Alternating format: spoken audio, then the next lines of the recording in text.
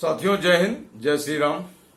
आज मुझे लगा कुछ राज्यों में उपचुनाव हुए हैं, उनका रिजल्ट आया है, तो इस पे एक छोटी सी चर्चा, एक संवाद जो मेरे मन में बात है वो मैं आपसे शेयर करना चाहता हूं आज के चुनाव के बारे में। ये जो बीच में बाय इलेक्शन हुआ, तो सबसे पहले मैं गुजरात की अगर बात करूं, दो जगह पे बाय इलेक्शन हुआ। एक विधानसभा क्षेत्र कड़ी और दूसरा विसवदर।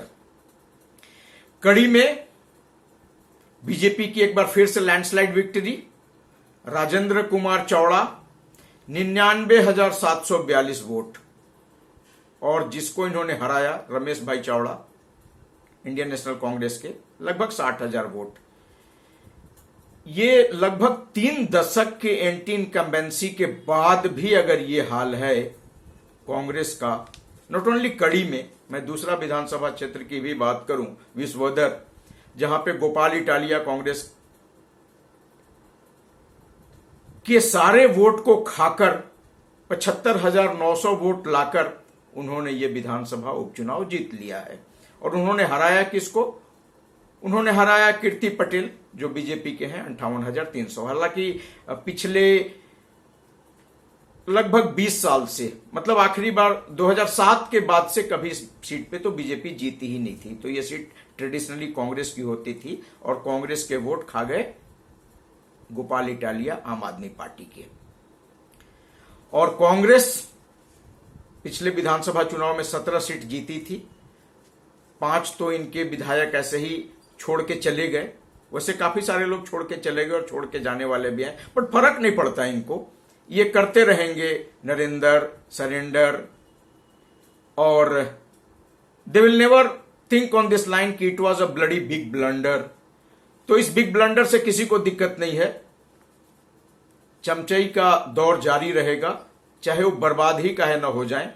तो बर्बाद हो चुके गुजरात में 3 दशक के एंटी इनकम्बेंसी के बाद भी अगर कुछ नहीं कर पा रहे तो ये वाकई एक पार्टी के लिए सोचने की बात है। वो पार्टी जो 1885 से चली आ रही है।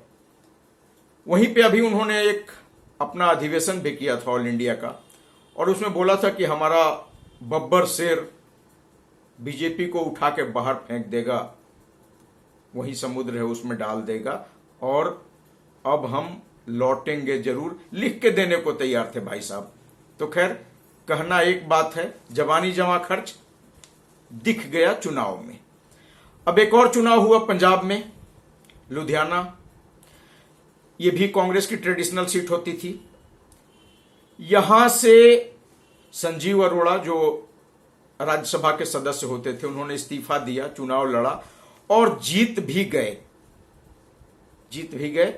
क्योंकि कई बार चालाक आदमी वही होता है जो अपनी गलतियों से सीखता है, और सीखा आम आदमी पार्टी ने।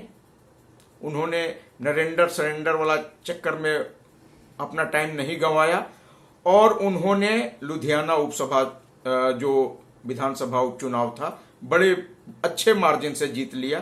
कांग्रेस दूसरे नंबर पे, बीजेपी तीसरे नंबर पे, और बीजेपी को भी लगभग कांग्रेस के बराबर ही वोट मिला। अकाली दल तो गर्त में ही चला गया। तो यहां भी एक बार फिर, लेकिन इससे भी नहीं सीखेगी कांग्रेस, कोई उम्मीद नहीं है, क्योंकि जो पार्टी अपने इतिहास से, अपने गलतियों से कुछ नहीं सीखती, उसका बर्बाद हो जाना ही उसकी नियति है। ये बात सर्वथा अभी भी सत्य प्रतीत होती है। तो आम आदमी पार्टी के लिए एक बहुत बड़ी राहत, 2 चुनाव जीत गए हो। और क्यों जीत गए ये कारण सबको दिख रहा है।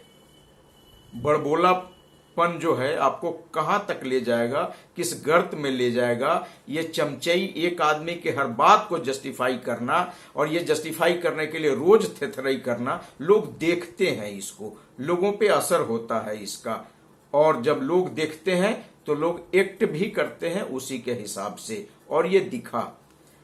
तीसरा चुनाव हुआ वेस्ट बंगाल में।